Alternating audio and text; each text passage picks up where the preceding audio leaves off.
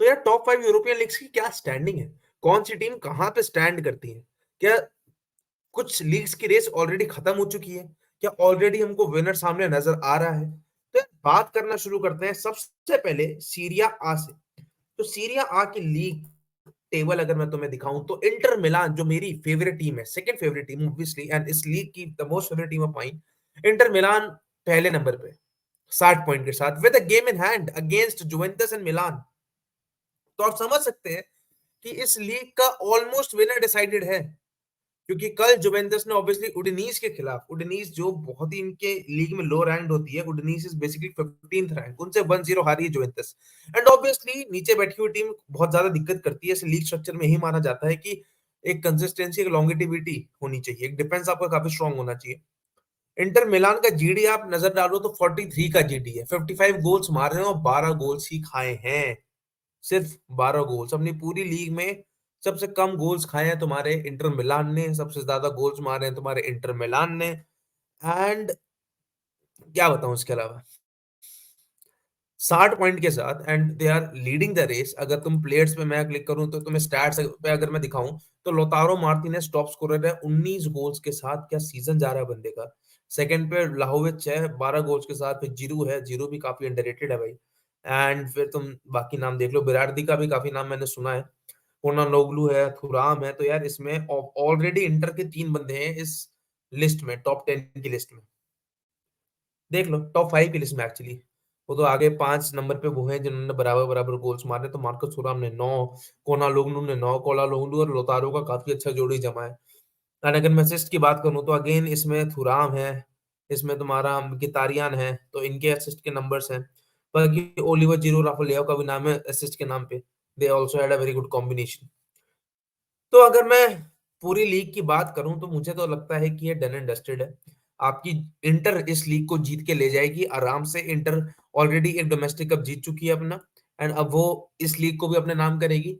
तो Inter are the current favourites to complete their domestic travel, तो वो complete कर लेंगी, फेवरेट्स हैं।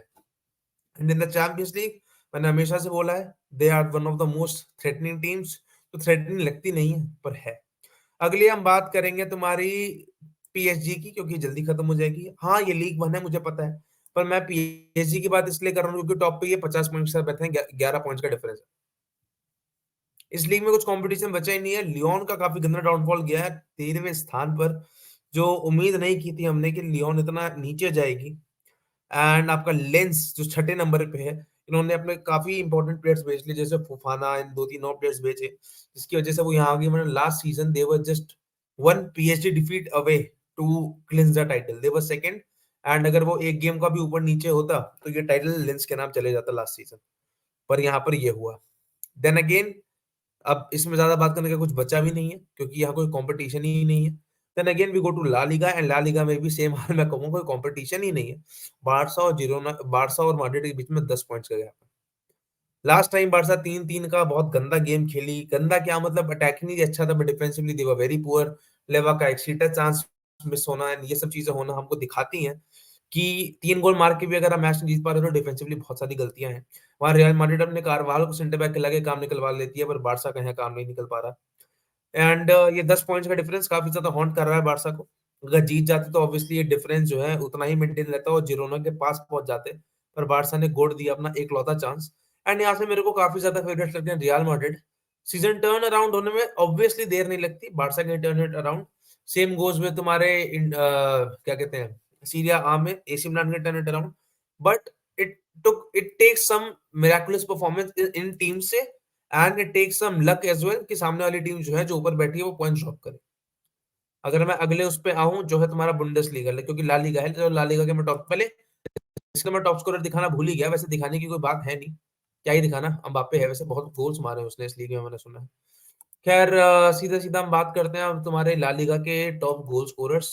तो obviously the most impactful signing Jude Bellingham. And second number पे तुम नाम देखो किसका आ रहा है, बोर्जा मायोराल, जिसका नाम मैंने सुना तक नहीं है, 15 गोल मार चुका है भाई। It's also a lot number of goals एक गताफी जैसी टीम से, एंड इस पे कोई बंदा इतना ध्यान नहीं दे रहा है, मैं खुद नहीं दे रहा हूँ। एंड ये जिरोना का प्लेयर, इस पे इसका तो भाई प्लेयर ऑफ द मंथ का कार्ड भी बनाया था ईएफसी मोबाइल ने। एंड देन मोराटा है जिसको इंजरी हो गई है, ग्रीजमान है, बुंडमीर है, पर ये बंदा जो सेकंड नंबर पे। ऑब्वियसली बेलिंगम है भाई, he is the only midfielder I guess in this list. बाकी सब स्ट्राइकर्स ही हैं या फॉरवर्ड प्लेयर्स हैं। और अगर मैं बात करूं तो असिस्ट के मामले में एलेक्स बेना 7 असिस्ट के साथ, सावियो 7 असिस्ट के साथ, एंटोनी क्रूज ने भी 7 असिस्ट दी हैं। इसमें ग्रीजमान का भी नाम है। एंड तुम देखो दोनों लिस्ट में बारसा का सिर्फ एक प्लेयर है जो है तुम्हारा इकर गुंडोगान 6 असिस्ट के साथ। तो तुम देख सकते हो कि बारसा की कितनी बड़ी प्रॉब्लम्स है कि इनकी दोनों गोल्स और असिस्ट की लिस्ट में सिर्फ एक ही बंदा है।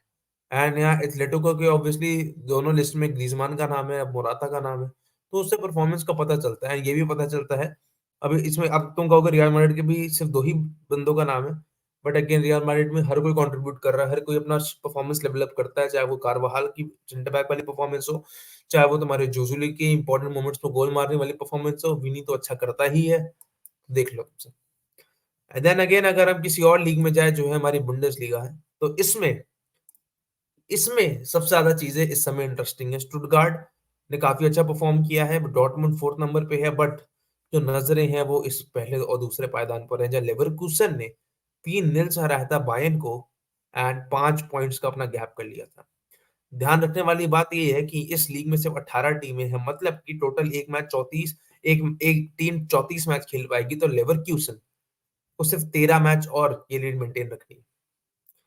अगर 11 मैचेस के बाद भी लेवरकुसन की जो है ये 5 पॉइंट्स की लीड बरकरार रही, लेवरकुसन ने एक ड्रॉ तक भी निकाल लिया, they are too good enough कि वो बायर्न को हरा पाए ये लीग टाइटल 11 साल में पहली बार।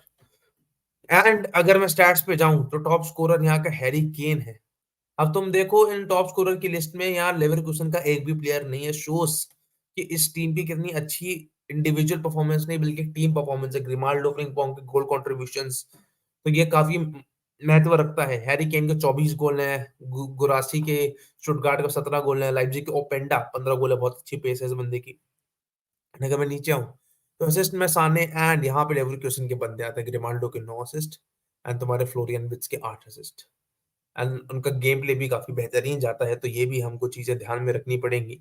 एंड इस लीग में सबसे ज्यादा दिलचस्पी इसी बात की है कि हर कोई चाहता है कि जाबी अलोंसो कुछ नया करके टाइटल जीते, और हर कोई चाहता है कि बायर्न इस टाइटल से रिमूव हो। हर कोई ये चाहता है एक्सेप्ट नॉन बायर्न फैंस।